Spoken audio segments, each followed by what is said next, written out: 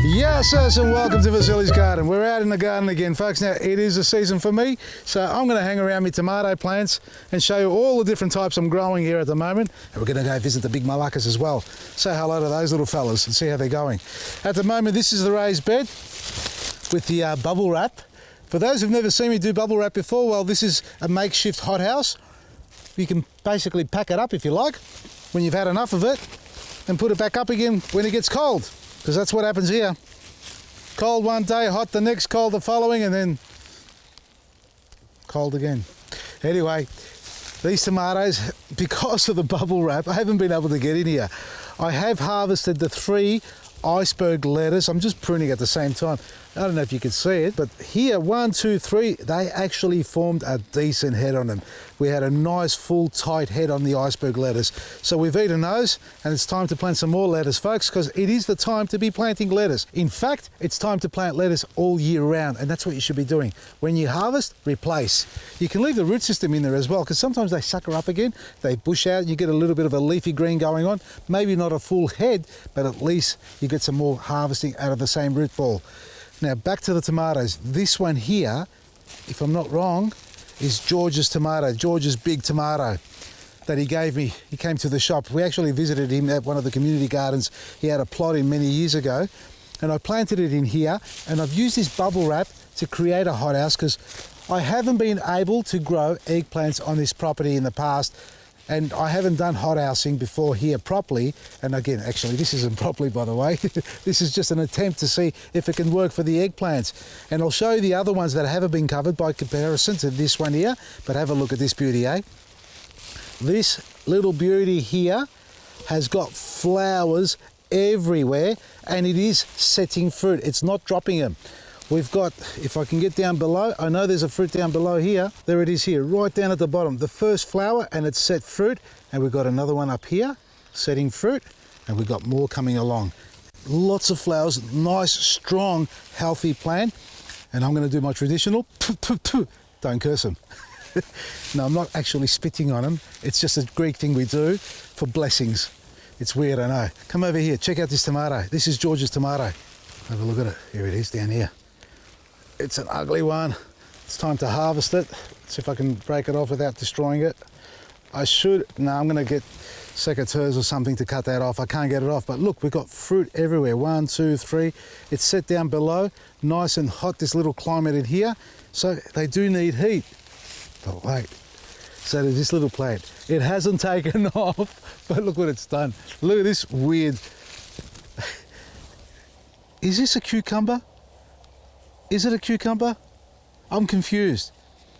Someone gave me this plant. I don't know what it is or what variety it is, but is it a cucumber? Can you see it?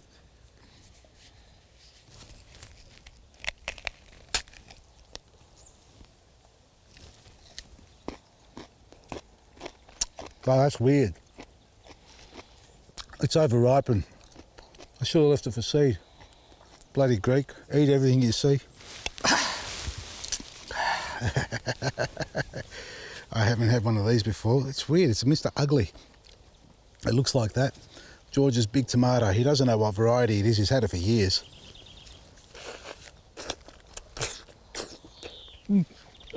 Oh, that is delicious. That's like a big malaca, but only smaller. Wow. Look at the meat on that. Look at the flesh.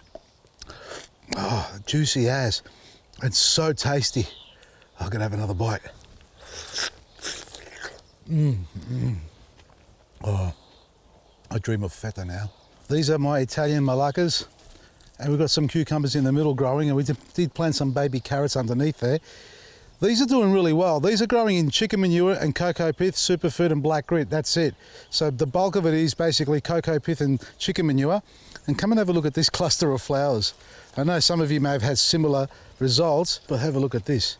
Look at all these flowers here. We've lost one little flower there, or a couple on the end there, but seriously, at the end of the day, if half of these set fruit, and you can see they're starting to set fruit, that's set there, that's set, there's 3 or 4, look at that. It's already been attacked. It's not even, no colour on it. Wow, whoa, look at this. Really? Already? That's a weird bite mark. It's not even scratched, it's almost like it's been tunnelled on the outside. Anyway, we'll leave that there because it's hardened off. They're all doing well, and I'll quickly show you the rest of this garden bed. This is the one we did our trials with cocoa pith. In these beds here, that is. And we've just put our fertiliser in it, you know, the super food I'm talking. Oh, look at this, wait. Look at all these flowers and fruit, how good is that? They're actually doing really well, these tomatoes, and I'm actually keeping them for harvesting the seed out of them. So the rest of this bed here, this is meant to be a baby beet or a pickling beet. Let me pick one, these are ready. These are really ready. Let's harvest one beetroot, okay. Grown in cocoa pith, folks. Oh, look at that. How cool's that? Look at the tiny root ball and look how clean that is, because it's cocoa, no compost and manure. Tiny little root ball, and we've got all this growth out of it. How beautiful, I love it. And these are pickling onions too, so they're ready to come out. Nice and ready. They're not going to get any bigger than that. They're actually for a jar with your vinegar and all that. Now, here, we've spoken about this before. Quick touch base on this. Dwarf corn? I don't think so.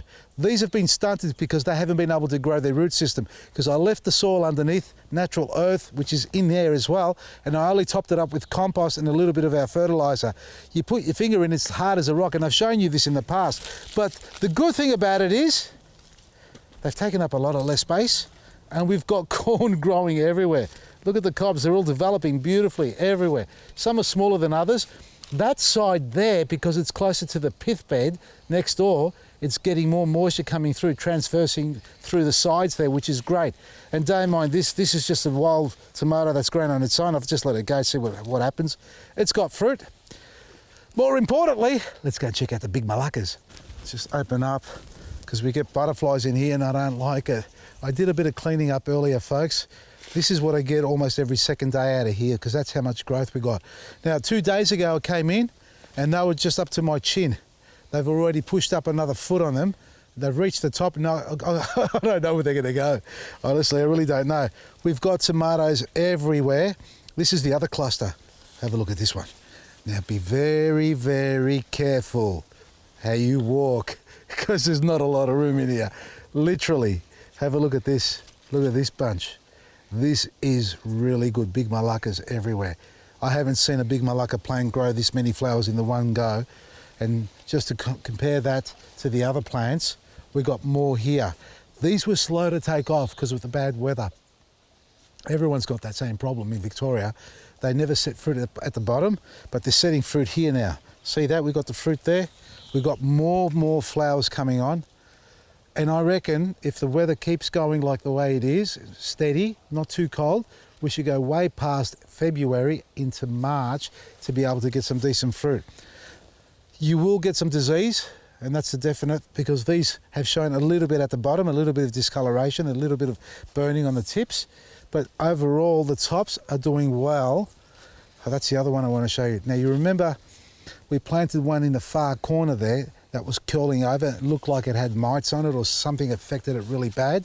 I didn't treat it. I actually removed all the leaves and just gave it a chance to settle down, but I did do one other thing about 6 days ago.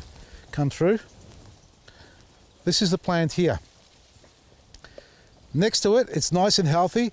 Very little fruit on this one, in fact. So this one's not doing as well as I'd like it as far as setting fruit. It's just started. Actually, no, that's the residing plant. We're looking at the wrong one. Here we are. Here's a cluster of flowers. So they're just starting up here and on the other side as well, but nothing, oh, well, just up here. See how high it is? Way too high. That's got to come off. I don't need another stem growing. Cut that off. But this one here, this had curled over. All the top leaves looked like they were viral. They were infected by a virus. And now it's still got a little bit of curl. It's not as vibrant still, but a lot better than what it was from early days. It was going backwards. It was ready to me. It looked like it should have been pulled out, but I didn't. I persisted with it, and I stuck in one of those little duvars. I stuck in one of those duvars. Doohickeys. I stuck in one of those units there. They call them grow sticks. Gave it a little bit of energy, and it's put on all this growth. It's got a lot of growth. Not only that, it is actually setting more fruit, maybe because it's stressed or was stressed, but it's got a lot of fruit. There's another 4 or 5 on that side there, and there's more on this side as well. Heaps of fruit. Careful, careful, careful. Yes, careful there. You're looking at another cluster. Look at that. Gotta like that. And down below, you missed it. Down there. There we are. There's another bunch. So we are winning. Finally, get away from me, you're too close. The eggplant, last thing to show you by comparison. You remember the one I showed you earlier? Well, here's one down here that I planted a bit earlier than that one there. Absolutely doing nothing. That's what they do every year in the garden when they're unprotected, where they're left to its natural elements of nature around here in Lethbridge to grow, which is really, you know, a lot colder than Melbourne. So anybody in the northern parts of Australia and been to Melbourne and think it's cold, you know, at best of times, come down to Lethbridge and you'll see what it's like. See the difference between that eggplant there in the raised bed with the bubble wrap and the one on the ground here with nothing around it. That's a difference in the microclimate. And don't think because we're in one garden that the microclimate's the same everywhere in your garden. You need to sit down and have a look where the sun rises and falls, and most of you already know that.